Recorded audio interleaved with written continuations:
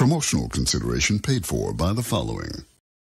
Are you tired of Dad? Dad, no one wants to hear your stupid Vietnam stories. Are you tired of Mom? Hi, Angel. Do you want to read a book or go outside? No!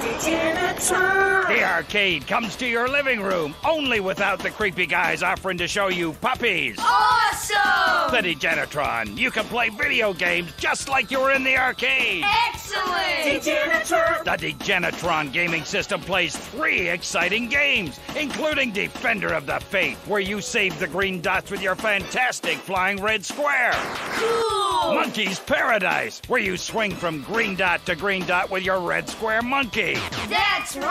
And Penetrator, where you smash the green dots deep inside the mysterious red square. Wow! The Degenitron brings arcade realism to your living room. It can even take quarters, and a strange, sweaty man comes by to empty the machine on Fridays.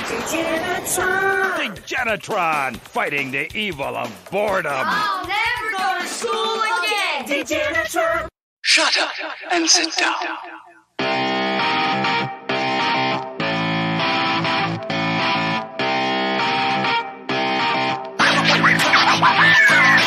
What's up, everybody? Welcome back to Third Shift. It's episode 362, and I, of course, am your host, your funky leader, the greatest man who's ever lived. It's me, it's Matt. And with me, as always, it's the Light Bearer, the Light Bringer, the Light Bearer, bringing the Beastmaster at Third Shift. It's Eric. And before he gets to tell us how his week was, I gotta say, there was something I was gonna bust your chops over, and I can't remember what it was. What could it be, Eric? Remind me. No, I don't want to remind you. I want it to be Please forgotten. tell me what ridiculous thing has happened. There's nothing you could bust my chops over anyway. There's nothing that has happened that I have said or done that could possibly warrant me getting my chops busted, as they say.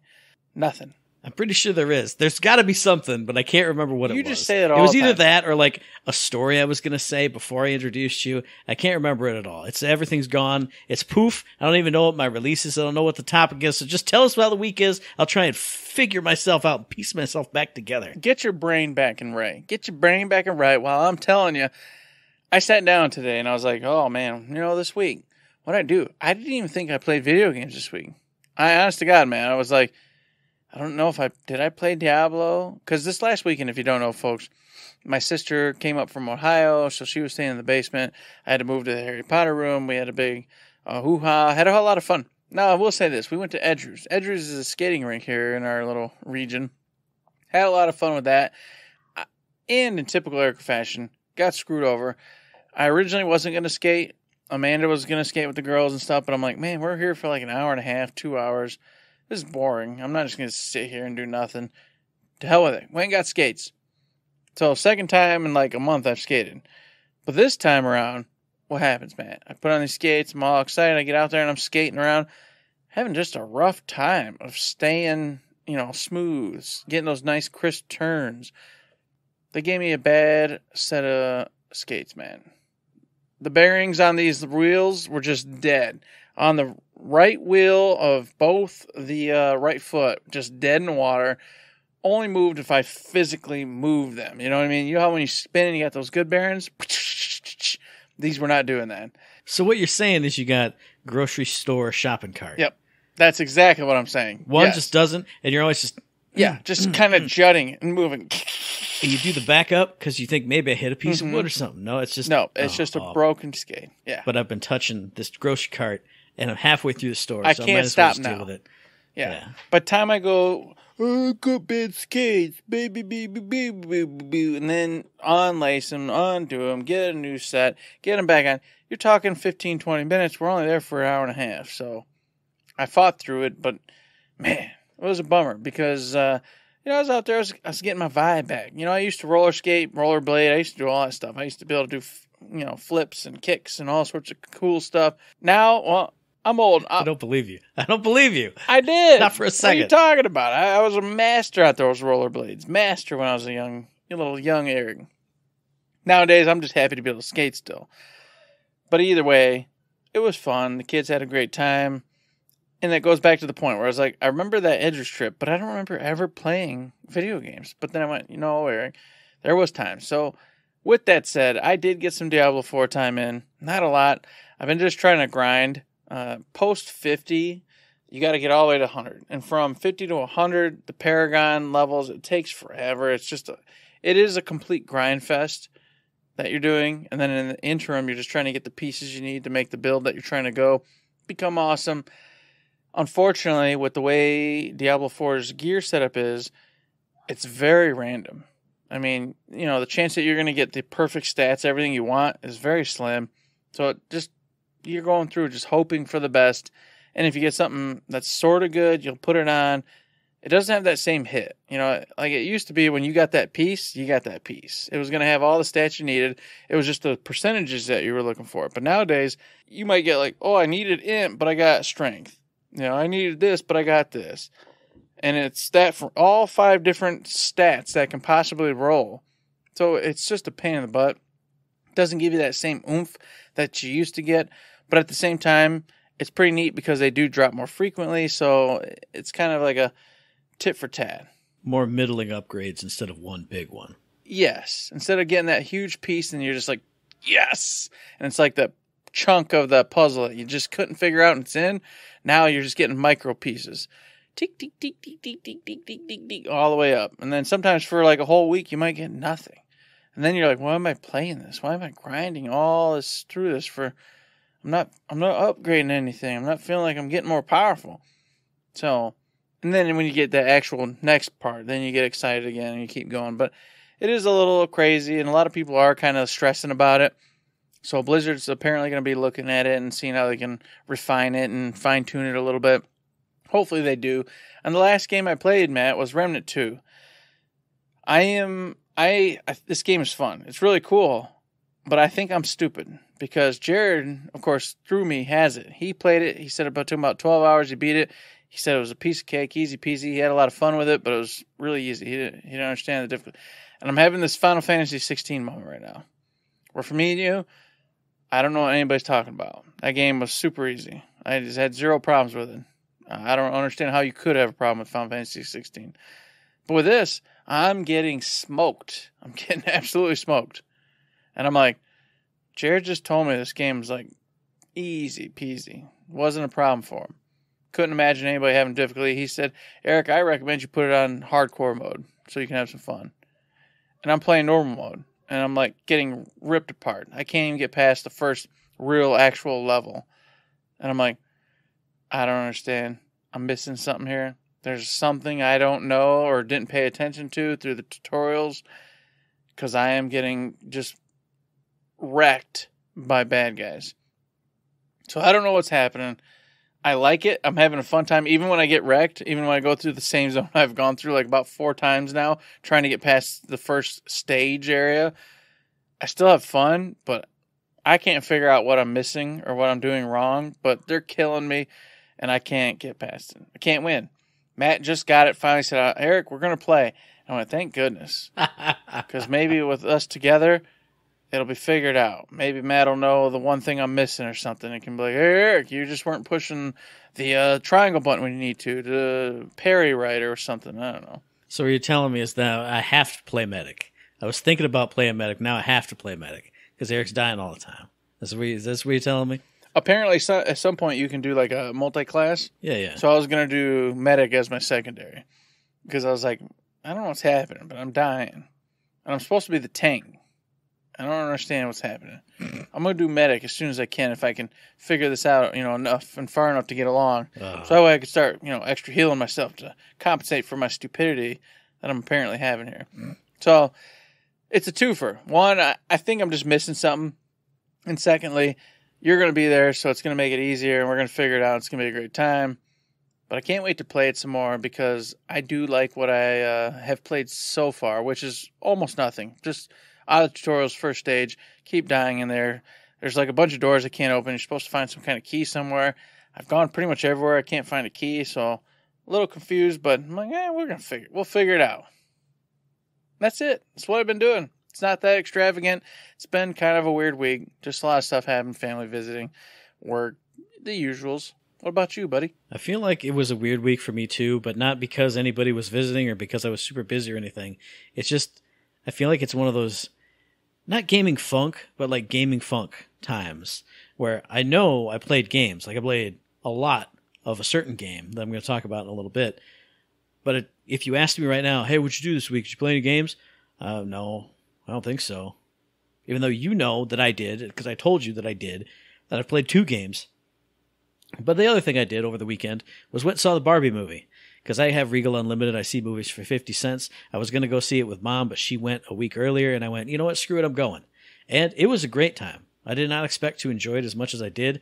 You know, there were people here and there in the movie, mostly old people, young girls down here, a little family up top over here. I think I was the one laughing the hardest in that movie. There was a lot of unexpected good humor. So I enjoyed it. A great movie. And then I think I've seen through like the movie people grapevine that now Mattel wants to do a movie of everything. And they want to do like a whole Barbie series and all this other stuff. And the director said, well, I don't know that I have another Barbie movie in me. And as someone who's seen it, yeah, you can't do anything more with that character. You had a good story and she had an arc and the story's over. You can't milk that into a big franchise. I'm sure you could do other things because I didn't expect this to be good, and it was really good. I'm just a dumpy old regular dude, and I enjoyed it. I laughed and had a good time with it.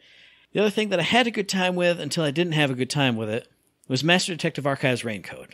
I've been talking about how it is a blast, and then I've talked about on, was it What You Playing? I don't remember, how there's some things that I don't like about it. I did the last 2 cases over this past week. First case, pretty good. It was right where I had gotten before the last show. And it was an intense case. It was an interesting case. But with these last 2 cases, I figured out what happened way before I should have. Before you even get to the investigation stuff, I went, well, I know how it happened. I know everything. So as you're going through, here's a solve, here's a big twist, here's where, like, you, the player, are supposed to realize and choose this. And then the character goes, oh my God, how could it be that? And I went, yeah, it's that. There's a big character moment, which I won't spoil. I'll talk about it on the What You Playing, which is where we spoil stuff. And I went, okay, I don't know or really care about that character, so he wasn't in the story enough, in an impactful enough way. Then the last case, it's the big culmination. It's the big overarching mystery. That's how these games work. That's how it always works. But in case like 2 and 3 and 4 leading up to it, they start sprinkling in hints of the mystery. Oh, hey, they were researching. Blah. Oh, hey, over here they have. Yeah. Did you know that 3 years ago there was a bit. And so as soon as I saw it, I went, okay, so if that's that, then something's going to be that. If that's this over here, then that's tied into that. And so that means all of it did that. Oh, and that thing, that's where the thing happened. So ding, ding, ding, ding, ding, ding, ding. And it was very sad to just know before the story of the case kicked off and anything happened in the fun mystery dungeon, all that stuff. I know it already. There's no twists. There's no surprises. There's no nothing. And it's not the game's fault. They presented it just like you should, a typical mystery game. But I don't know, for this one, I Sherlock Holmes'd it. I went bing, bing, bing, bing, bing, bing, bing. I found it out. And it was disappointing in that way, but still a great game. I finished it and I had a great time with it. I liked the wacky characters. Oh yeah, and the ending. I didn't like the ending either. So it's sad. It's one of those, you went on a fun roller coaster, and at the end, instead of like doing a big loop and you're done, it just kind of slowly made that slow turn and you're back in the corral. So get out and run again. I had fun. There were some twisty loops and some turny things and the big drop, but at the end, it just kind of, it all becomes bland when a bad ending happens. So that's kind of 2 in a row that have had bland endings for me. But then I told Eric this off air. I took the card out of my Switch. I put it not in the cases, but I have them in a little holder thing. And I went, what can I put back in the Switch? And I looked at Zelda Tears of the Kingdom. And I went, well, you should probably go in so you can be my Friday game again. And I looked right next to it. And right next to it was Live Alive. And Live Alive said, hey, dude, are you ever going to play me? Or is this just something you're going to have and just, I collected Live Alive. I have it. Haha, I've never played it in my whole life. And I went, no. No Live Alive. You are going in that Switch right now. And I'm actually going to play you right now. And I played it. There's like 7 different characters, and they all have different storylines that take place in different time periods. We've talked about it on the show before, but just a refresher for everybody. So I went, Google, tell me what order I should play these in. Page came up, it was titled, The Best Ways to Play Live Alive. What order? I went, okay. And it said, there's 5 different orders depending on what you want to do. And I went, okay. So I read all these options. you could play them in chronological order, or you could play them in reverse chronological order, or you could blah, blah, blah, blah, blah, blah, blah, blah. But I got to one where it said, each story you clear fills an icon on the top of your save file. And no matter what order you do them in, they fill in this order. So it's kind of what we consider the canon order, because you ding, ding, ding, ding, ding. And I went, okay, I'll do that. That's fine. Start with prehistoric times, which is one I was most interested in anyway, because there's no spoken dialogue. There's no language. There's no nothing in that one. And there isn't.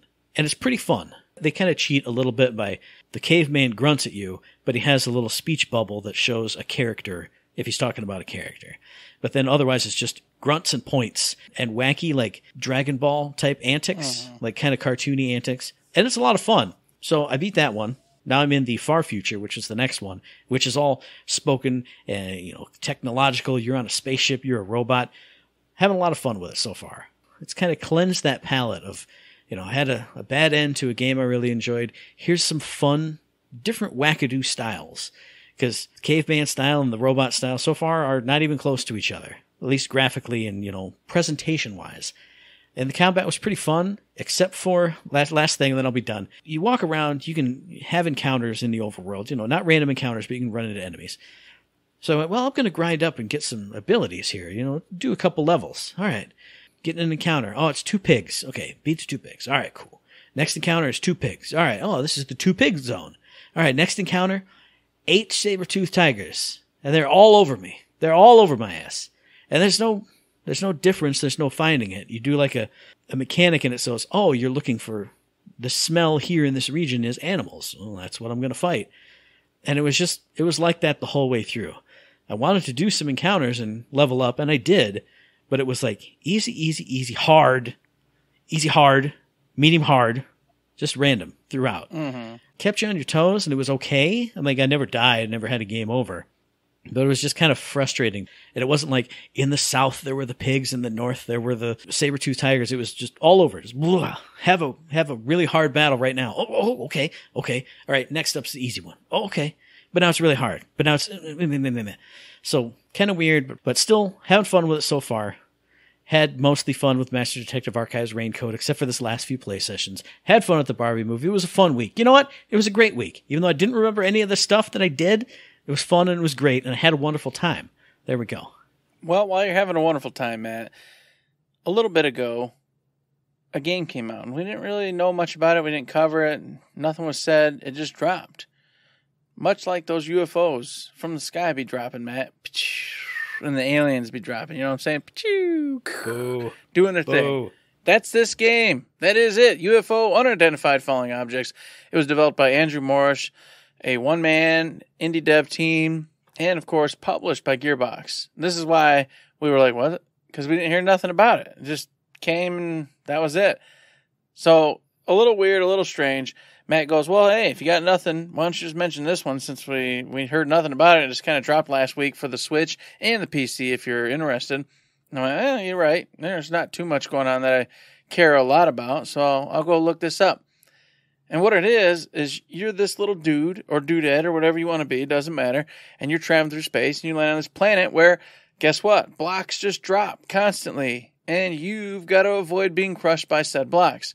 So you go on this little cool Tetris-style stage, blocks start dropping, and you can see them as they appear, and then right before they drop. And you, the player, you're inside of this little area. You can't get crushed by the blocks, but also, while you're hopping around, so say, and of course, there's different colors. Like I said, Tetris. Think Tetris a little bit. Blocks are falling.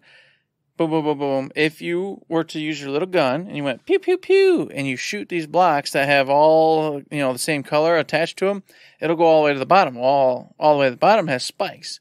So now you're like, well, don't want to jump down the spikes. So you want to keep this balance that you have a couple blocks going so you don't have these pit traps that you can fall into. You also don't want to get crushed by the blocks that are, of course, falling down. And you're using this little gun to shoot said blocks to, of course, stay alive when the blocks drop. So say you're looking for greens and you got a patch over here on the right-hand side, a green one drops on the left. You can hop over and around it and then shoot it over and it'll fly over and match up with the other greens. And then you can build the combos up that way to get as many same colors gone as you can. But of course, when doing that, you want to make sure you're not getting down to the bottom where you have all the spikes, like I mentioned. But you also have to be wary because these drops, as you're going, naturally are going to start going faster. And you have to make sure you're still getting rid of them at a decent rate so you can keep up with the pace that the level is providing you. And on top of it all, they'll start dropping weird things that just don't explode or blow up naturally. So you have to then wait for little bombs to come down, and then you time the bombs to get rid of like the big old metal harvest heaps. And on top of it, they've got different skills that drop for you. So like you'll get shields that allow you to escape death wands. They've got fast beams, so you're shooting like super fast. They've got skittish, which makes you kind of like burst around the stage, really quickly. All sorts of really cool perks that'll help you out as the player. And of course, some of those are pit traps too, where they're just like bombs and they just explode. So if you're in the vicinity, you're going to get hurt. But they can also help you because they might get rid of, some of the garbage that you need to get rid of. And the whole time, these blocks just keep dropping and dropping and dropping. So it's up to you to keep your mental faculties about you, getting the coordinated colors where you need them to get those big combos. And of course, while you're doing all this, there's like objectives within the level that'll score you, way high scores. So it'll be like, hey, get 20 blocks in one go. And you're like, well, if I want the points for that, or if I really want to drop a big old deuce on the person I'm going up against, because yes, folks, you can play local or multiplayer against other people, you're going to want to get those objectives. So you're going to be like, all right, so then you got to start going, all right, I need 20 blocks. Count 1, 2, 3, 4, 5, 6, 7, 8, right, throws here, throws here. You're trying to get rid of all that you can, but save up these amount of blocks. It's actually pretty cool, and it looked like something I think Matt would probably enjoy. Not so much myself. It's a little too hectic for me. I've never been really great with that kind of stuff. I love the Catherine style, but when you start adding too much, it gets out of my realm of being able to keep up. But it is a really neat little puzzle adventure type game. I'd recommend, if that's something you're into, check it out. UFO, Unidentified, Falling Objects. It came out, and it looks really good. Reviews are really solid for it. There was nothing like really crazy about the music or anything. Like I said, it's a one-man show. But the gameplay itself looked fun, looked really frenetic, looked like you really had to just pay attention to what you're doing and start to calculate, the best you could. It was neat. I enjoyed the gameplay I watched of it, and it kind of took me by surprise. But ultimately, definitely a Matt thing for sure. I think you might want to check it out. Obviously, we got way too many games as it is, but, just on the back burner maybe. Yeah, I agree with that. The first I had seen of it was like a random tweet on launch day from Gearbox saying, hey, look at this, it's out. We published it. And I saw like 5 seconds of it as I was scrolling by. Definitely gave me Mr. Driller or Super Puzzle Fighter type of vibe, building up stuff and then exploding it real big.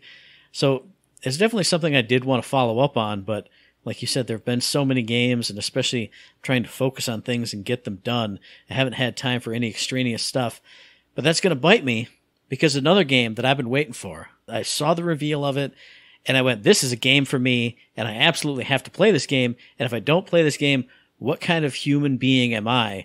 It's Stray Gods, the role-playing musical, which came out last week on show day, on the 10th of August, developed by Summerfall Studios, published by Humble Games, released for all platforms except for mobile, because who cares about mobile? Sorry, Howard. And this is, it says it in the title, a role-playing musical about Greek gods. And it's a modern day kind of urban take on them, where you play as Grace, who is just a regular woman, but she finds a dying muse. The muse dies in her arms and bestows her powers upon her. And what the powers are is she can make people reveal the truth through song, by singing with them. And so your job essentially is to find out who killed this muse, because since the blood is literally on your hands, people assume it was you. So you have to go around, meet up with all these gods and other Greek demigods, and have a murder mystery, visual novel type engagement with them. But you do have a Telltale game style dialogue options wheel. And as you go through, obviously, since your power is song, a lot of this game, it's literally a role-playing musical. So you have these big musical moments where he's singing, you're singing, and you choose the lines that you want to sing back. And that's what I think is so awesome about this. It's not just you choose the right line that fits in it. You choose up to 3 or 4 different lines, which could correspond to different personality types that you have as this character. You can be, I think it's cool, calm, or kick-ass, something like that. So out of those three, the more you build up each one, the more it unlocks different lines of that different type. So if you want to play through totally cool or totally calm or whatever, then you can go back through a second time and unlock the kick-ass personality by choosing those choices and have different characters react to you in different ways and have different lines and different types of music in the song that you're singing with that same character maybe. Or now you have songs with different characters because they're more attracted to your personality here. There's romance aspects of it. There's some just general visual novel aspects to this game. Some of the downsides for people is they've criticized the graphical style, which I didn't know was going to be like this. I feel like when I saw their first trailers, it was fully animated. But instead, what the actual game is, it's kind of like a motion comic, where it's mostly stills, but then as characters are moving, you kind of get like the standing still frame, then the starting to move frame, then the run frame, then the slow down frame, then the accusatory point frame. So it's not really smooth all the way through. And people are saying, especially when it comes to, the dialogue is fine, just talking back and forth. Here's a frame with my mouth open, here's a frame with it closed. When it gets to the singing, it kind of takes some people out, because you just have those few frames it's going between, like two different frames of a comic panel, essentially. And it's taken some people out. Some people are saying they're not big on the music either, but music is 100% subjective. Mm-hmm. And especially since you have different styles for the different personality types. Maybe they just went with a style they're not really into because of the personality type it was. But as someone who loves video games, as someone who loves musicals, they're like my two favorite things. The two things in this world that I love, that always make me happy, always make me smile. I can't not get and play Stray Gods, the role-playing musical. And if you like any of those things, you got to get this. I would say, aside from generic gamer man who only plays his shooters and his sports games, this is kind of one of those games that everybody should play because it's so unique. And I say that a lot on the show, but I find a lot of really unique games. You're not going to find anything else like this. And it's got a good cast. It's got Laura Bailey, Troy Baker, Felicia Day, Ashley Johnson, Erika Ishii, all kinds of great actors. There's some actual Broadway trained actors in here. I think there's only one or two, but what I've seen of the performances, really fun, really cool. You can play it a totally different way than I can. You can invest in characters that I ignore, and I can do the same. It's a really unique experience. I'm going to have to get it, even though there's too many games out right now, because this is just total Matt game, and it's so unique. Unique things like this, I think, should be supported, even if you're not like a raging fan of this stuff like I am. It's unique and it's cool. I love that this kind of stuff has happened now in the video game world. So check out Stray Gods, the role-playing musical. I'm going to do it. Everybody else should do it too. Man, you got me tempted, Matt. You said Troy Baker and Felicia Day. And I love Troy Baker. He does all sorts of stuff and I love him in The Medium, of course. And of course, Felicia Day, The Guild. I mean, I own all those on DVD over here, and I love them. I adore them. Now, just off the voice cast alone, you got me wanting to go at least check it out. And I can't not get it because Laura Bailey, the boss of the Saints in Saints Row 4, my boss, who I always talk about, she's the main character in this game. So I can't not get this. I got to play it. Gosh bless. Another game added to the list is something I should at least pay attention to and check out. And of course, you're looking for some games to play, you're looking for something to pay attention to. Well, THQ Nordic Digital Showcase took place this week, Matt. It happened. Sure did. I'm like, something we need to pay attention to? I don't know. I guess we'll go look. We'll find out what they showed. And overall, man, just overall, before we talk about any of the games and, specifically, I felt like I was young again and I was a console gamer as I was, looking at all these weird-ass PC games that I didn't understand or know about. I feel like THQ Nordic is like, we got you, old PC gamers. You remember who you were? We got you. And they're bringing back stuff I remember seeing when I was younger, looking at, like, what are these PC dorks playing? What is all this PC weird stuff? That's what this showcase, like, that vibe, that feeling, it all was just like, this is for PC players from days of yore. Here, this is what they're doing. They're resurrecting that vibe, that group. I definitely get what you're saying because I wrote down so many things that are really, really cool, but they're not in my wheelhouse. Mm-hmm. But at the same time, having seen so much of this stuff throughout the years, I want it to be in my wheelhouse because how could I have never touched or played or used one of these things? So I definitely get that it's kind of off-putting somewhat, but it's all the stuff they showed looked so good. Yeah, some cool stuff. Yeah. Looked awesome. So I'm like, man, I really do want a World War II type of weird train game. I do want to make a track designer type of game. I do want to do all this stuff, even though I never do. It was a successful showcase because it got me excited for all these things that I wouldn't normally play. Mm-hmm. Yeah, it was definitely a great showcase, and I was happy that I watched it. I would say, though, that ultimately for myself, quite a few of them are games, realistically, I probably won't play. But one, Matt, like the number one that showed up that I will play is Alone in the Dark. I've always wanted to be part of Alone in the Dark, and it's something I've always like looked at, dabbled with, thought maybe it'd be a game I'd play. Hell, a buddy of ours, Howard, even let me have his PS1. Not have, but you know what I mean, borrow the PS1 with Alone in the Dark so I could check it out and just kind of get a feel for it. I have it hooked up and everything over on the spare TV over here. Still haven't touched it, but it's there. It's hooked up. All I got to do is go play the damn thing. Now you've ensured that you can't have it, because you did have it, and I guarantee he's forgotten all about it. But now that you've said it, he's going to hear it. He's going to hear it. Hey, and go, wait. Hey, where's my crap at? Bring that back. Well, what's Give me going my on? I wanted to play PS1 Alone in the back. Dark just yesterday. Hey, I was thinking yo, about it just Robert? yesterday. No, I'm just an individual. It takes forever to do something. But anyways, the trailers that they showed for this, and mind you, I say trailers because they did two. They did one to start the show and they did one to end the show. And they were awesome. Yeah. They were so good. Like the voice acting and the portrayal of that character and what the hell they're dealing with was spot on, had me interested, had me invested. And I went, God, I have to give this game a shot, period.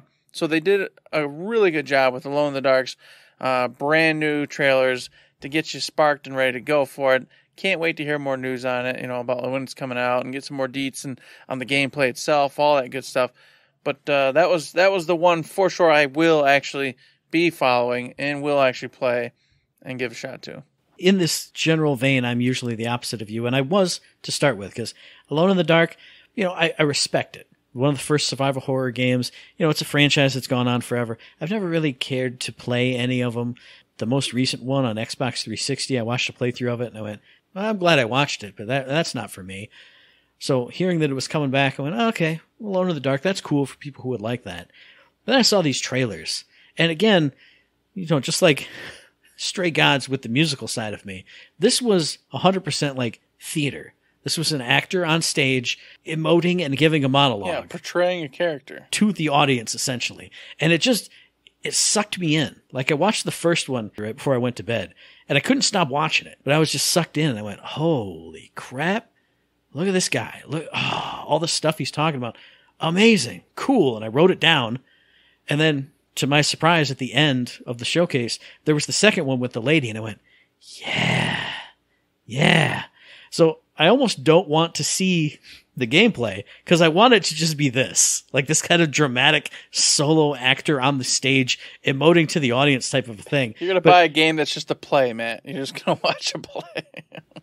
You know what I mean, though? Mm-hmm. Like seeing him run around in third person shooting monsters or whatever. I'm not saying it's going to be bad. I'm sure it's going to be good. But this was the kind of like hook. But you want those moments, yeah. And they got me. And I went, oh, this isn't how things are presented, especially in this genre. So that definitely got me excited. I'm going to watch it. I'm going to keep an eye out for it. And if it's good, I'm definitely going to get it. I'm going to save my definitely going to buy for later. Okay. I'm just going to say, like we said, there's a ton of weird stuff in here that I wouldn't normally play. I'll say Recreation. That's the one I was watching and I went, I'm not a track builder guy. I'm not that kind of guy. But then they show these wacky, crazy loops and twists and like you could make a tunnel loop that then you could drive through on top of it. And I went, man, I've never been a track guy other than literal Hot Wheels in the real physical world when I was a kid. But this looks so good. And the graphics looked so good. And then you can customize the cars and then you can race around on all these crazy tracks. And it got me thinking of like Super Mario Maker. I've never played one, but the big thrill in that is playing other people's levels. Man, if I could just buy this and just race on these crazy tracks, I don't even care if I do good. Just seeing this wacky stuff that people would put together, it just set off little fireworks in my head. This is not my kind of game. It's not normally what I would play, but seeing it kind of in action being built and then getting driven on just looked awesome. I will give you that. The track building portion was just really neat. I love the idea of, just like you said, going in and just playing these fast, crazy races and never knowing what to expect or what's coming around the corner. And then once you're out, you can just never play that one again and go get an all new one that you've never seen, never played on, and experience that. Whether they're good or bad doesn't matter. You're going to have an infinite, well, possibly if the game's successful, an infinite amount of tracks that you just get to keep playing with. That idea was really cool.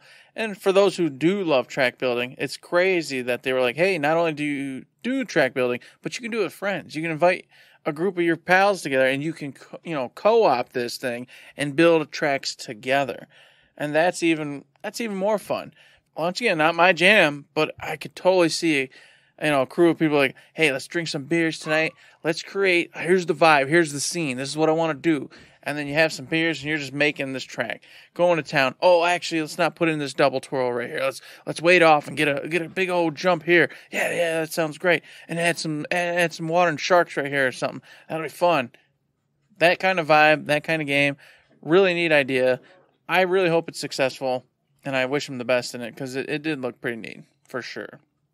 Now, I won't go with the only other game, Matt, that's likely to actually get me interested in playing. I'll save that one. I want to go with one that was weird. All right, just weird, just weird. Uh-huh. All right, the game itself looks fine. Don't get me wrong. I think I know where you're going. 5. Yes, that's it. Trine 5. That was the most awkward, weird trailer I've seen in quite a while, man. Quite a while. That was so awkward and strange.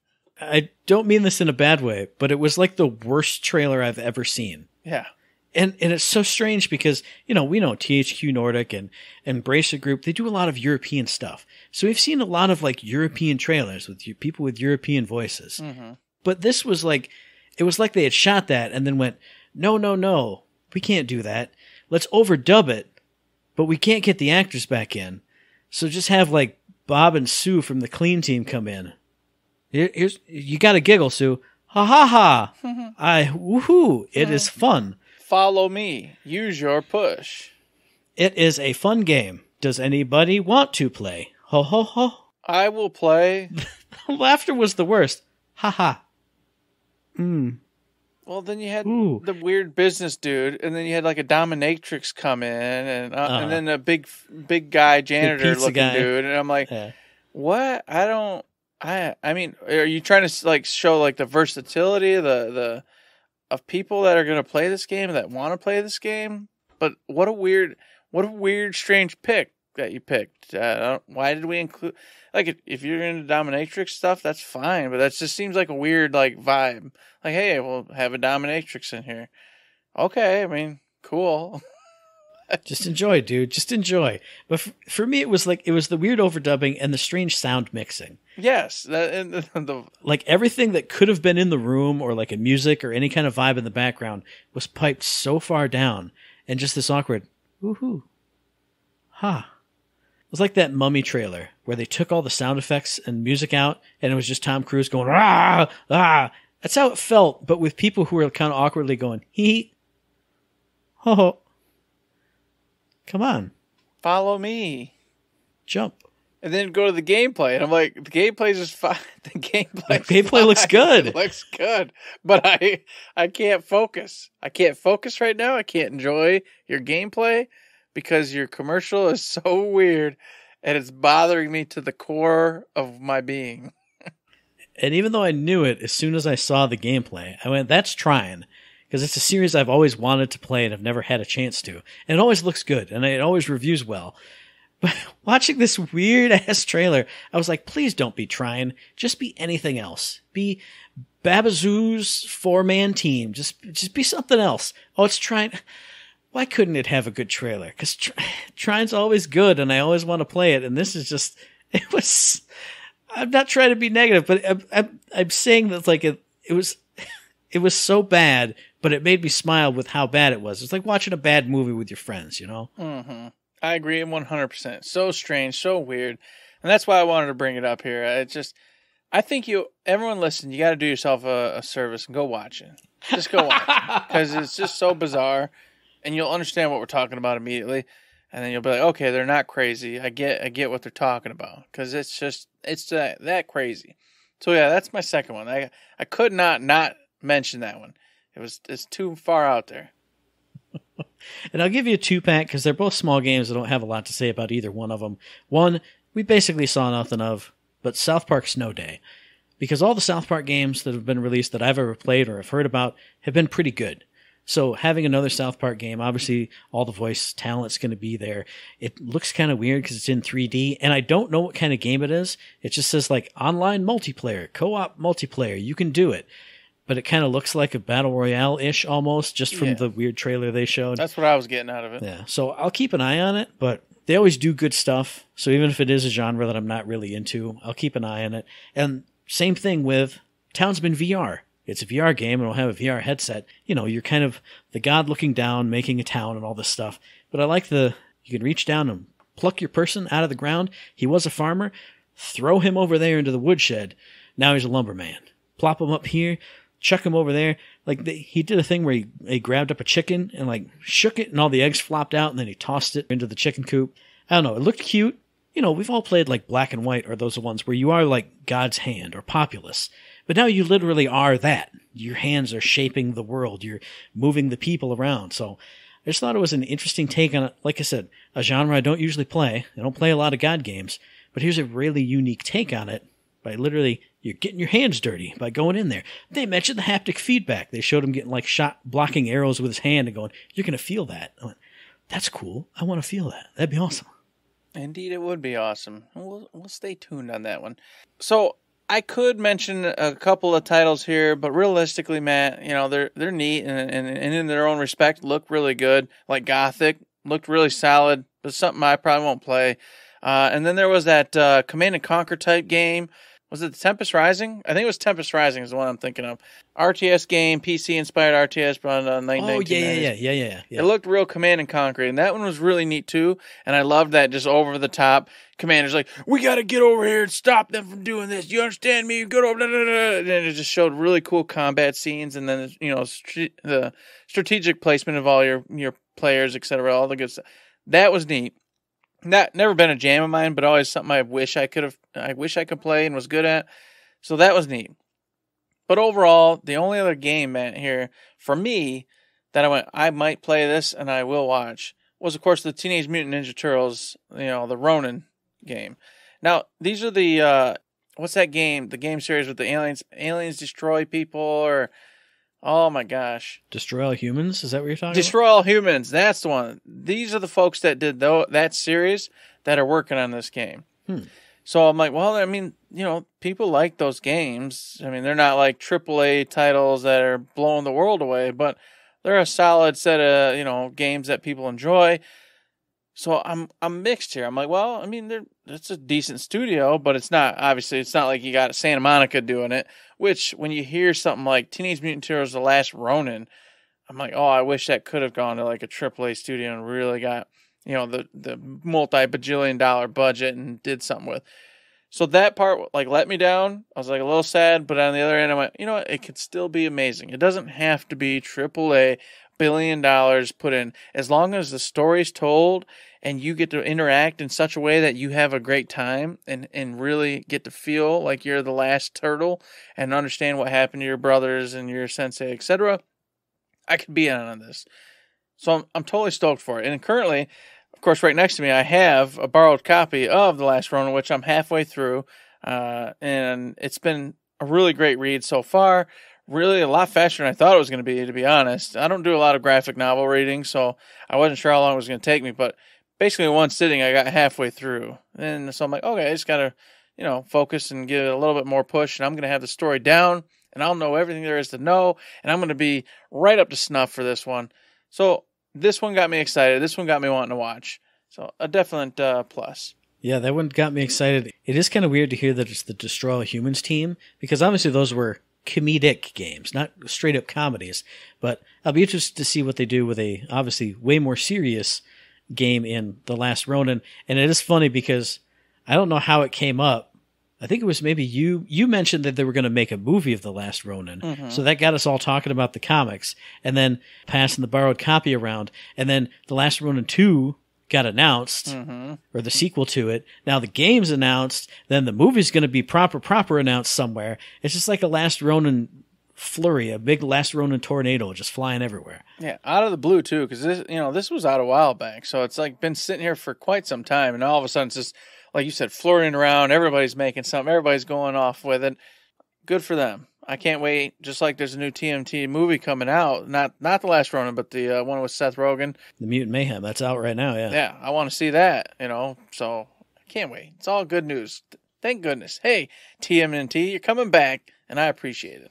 That's right. So I got another cleanup, multi-pack here. I'm going to start with one of the first games that was actually shown off in the pre-show, Parish Exodus. Don't know much about it. Don't know really anything about a lot of these games. But this was like Serious Sam with guns and melee weapons going through a bunch of different time periods, because there was robots, there were aliens, there were prehistory type of spear things, just shooting spears, and then you had guns in a different one. Looked fun. I like those kind of just straight up run and gun, old school, giant arena based, bunch of enemies coming at you. I played through a bunch of the Serious Sam games, so that's a lot of fun. So I'm interested in that because it's a throwback to all that. Another game I've heard about for a long time and had on my Steam wishlist, I think, called Space for Sale, where you go to different planets or different like space outposts and you redo them and you get them all done up for tourists and people to buy them. So like you take this plot of land and you build a nice big house on it and then you sell it for a big amount of money and then you go on to the next level to do that same thing. It always has given me like Outpost Coloki X vibes from back in the Xbox 360 days. Something I don't play a lot of, but something about this one, I kind of want to play it. Same thing with Last Train Home. I'm not a company heroes guy. I'm not a top-down World War II units, moving them around type of thing, but this looked like you're on a train going to Vladivostok, so I think you're, Soviet soldiers fighting off the Germans and stopping along the route to have these troop engagements, managing your units. It talks about, your units aren't just bodies, they're people. And this game's going to make you realize that. And in my mind, I was like, man, this is going to be one of those games where Private Timmy is terrible at everything, but he's going to make that last second shot that saves my bacon and keeps me from getting the game over. And then Private Timmy is my personal hero, and I'm going to put him out or keep him in reserve because I don't want my hero to die. That kind of game where I'm going to make my own story with these units. If it is that kind of game, I'm going to be more interested in it. Not really a genre I'm into, but something about the trailer made me go, maybe I should be into this. I'm going to give this one a try, or at least watch it. Those are some good picks. They did have great trailers and were a lot of fun to check out for sure. As we told you at the start of this, all sorts of cool games, all sorts of fun. But Matt's got one more. He's got one last one, and I was going to actually talk about this one too, but for a different reason.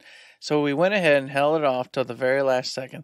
The last game that I was going to state, for one reason, is Outcast. All right? Oh, yeah. Yeah. This game I was interested in. Previous. Me and Matt saw a trailer for this. I don't remember what it was. Outcast New Beginning. Got a trailer somewhere along the lines, and we both went, this seems pretty cool. I had to look it up because when I first saw it, I went, this can't be that game that I remember seeing from years ago that looked so cool and was exactly this. What happened to that game? And I looked it up, and this game was revealed in like 2021 as Outcast 2. Yes. A New Beginning. Mm-hmm. Now it's Outcast, A New Beginning. As I watched the trailer, I went, this has to be that.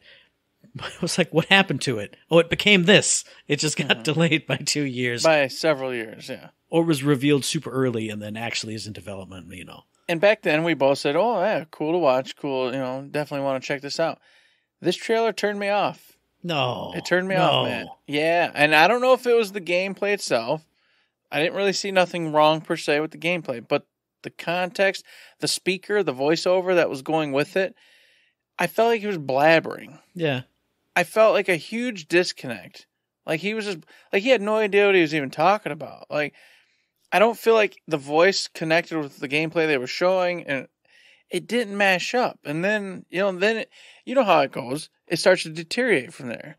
So now I'm like, this dude's blathering and being weird and saying stuff that doesn't really make sense with what's going on. And they kept showing kind of like the same stuff over and over, like that weird worm. They showed that like 3-4 different times during the trailer. And then I'm like, oh, I'm going to start nitpicking because this is starting to bother me. So then I'm like, I'm angry at it these now. graphics, what is this? Da, da, da. And it just kind of fell down.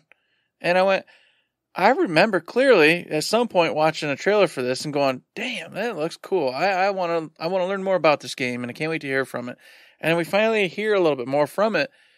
And the way this trailer was presented just really threw me off. And I went, well, that's a bummer. This sucks. And I don't want to just disband it or anything right now. I want to give it another shot. But as it stands, that trailer did not do it for me. And I was really, as soon as I saw it was Outcast, I had high hopes. I was like, okay, I remember this. I remember this being something we wanted to see. Cool, yay. And got excited and then just got let down.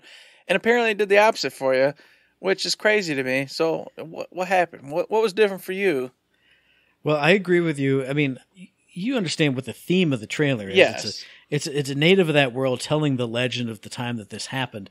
But yeah, he did just go on and on and on forever. And he just kept rolling through his sentences is how I felt like it. Like he just kept going and then he would talk about the next thing, but then he wouldn't actually stop. So he would just keep going into but I think as that realization hit me, I just kind of zoomed my focus in to the actual gameplay and the footage and let the rambling just kind of wash over my head because man, just the jetpacking in this game alone.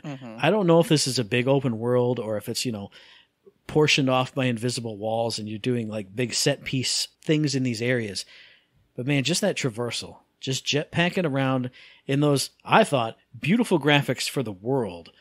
It looked incredible. Like I just want to get that and fly around, just like I was talking about with the Avatar game. I just want to get on one of those weird horses and just run through that world. I want to strap this rocket pack on and just fly around. Hey, you got to go to the mission. No, dude, I'm doing loop-de-loops. I'm doing flippity-flues.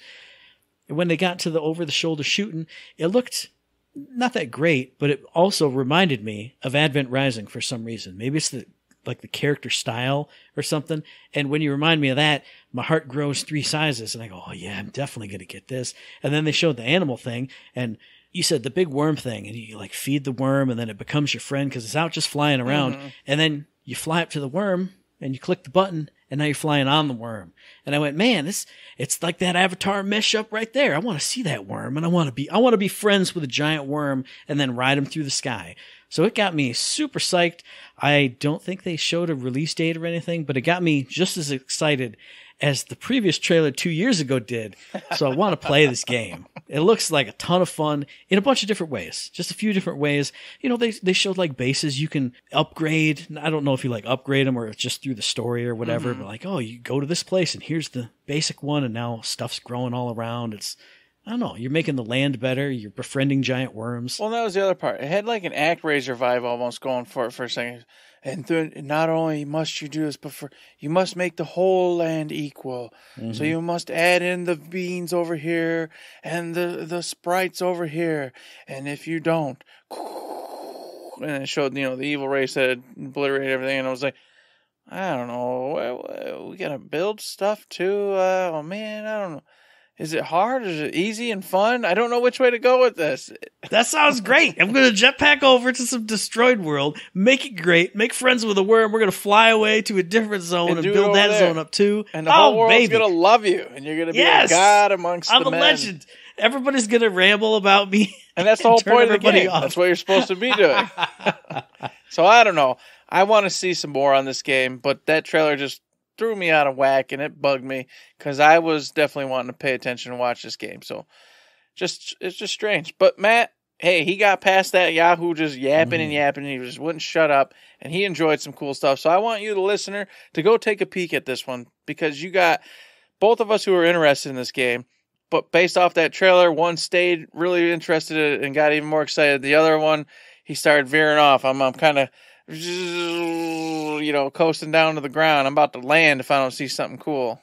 Well, how about this? If you're watching it and the guy is getting to you, not specifically you, but anybody out there, turn the volume down a little bit. Just see what's happening in this game. And especially that open world flying around graphics. Granted, I was just watching it on my phone, so not the most ideal, but man, it sucked me in. Oh, baby. Yeah. Check out the trailer. Check it out. That was the highlight of the presentation for me, just from a gameplay perspective. Obviously, Alone in the Dark from the presentation perspective. But what about you out there in podcast listener land? What have you got excited about just from this digital showcase alone? Or what are we not even all that hyped about that stood out for you? that we are missing out on. Let us know that via the email, thirdshiftme@gmail.com, on the Twitter machine @ThirdShiftME. Find us on Facebook under Third Shift. Hit up the Discord, the Patreon. Find us on Twitch.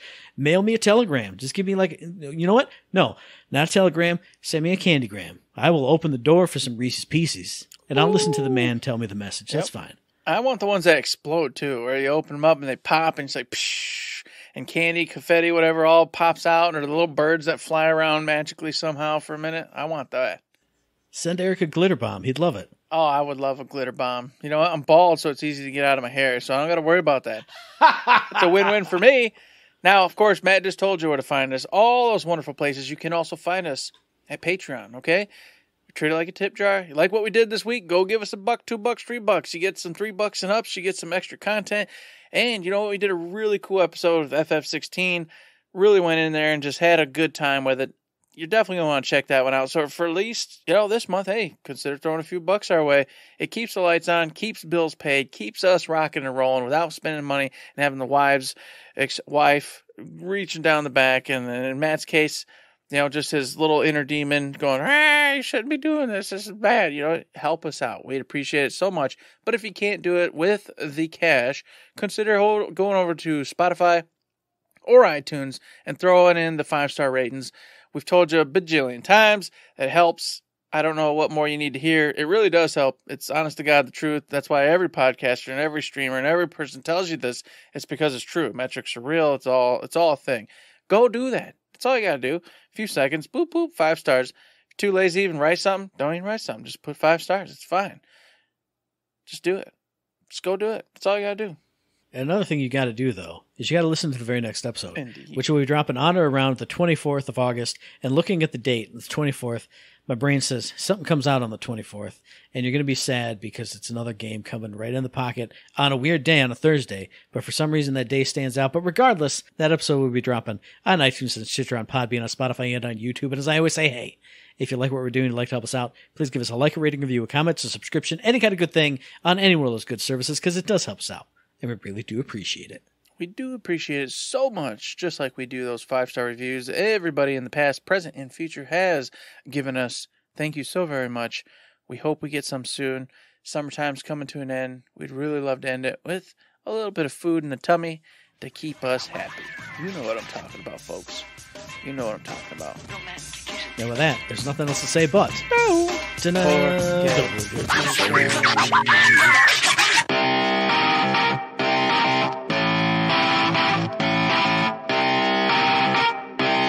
Shut up and sit down.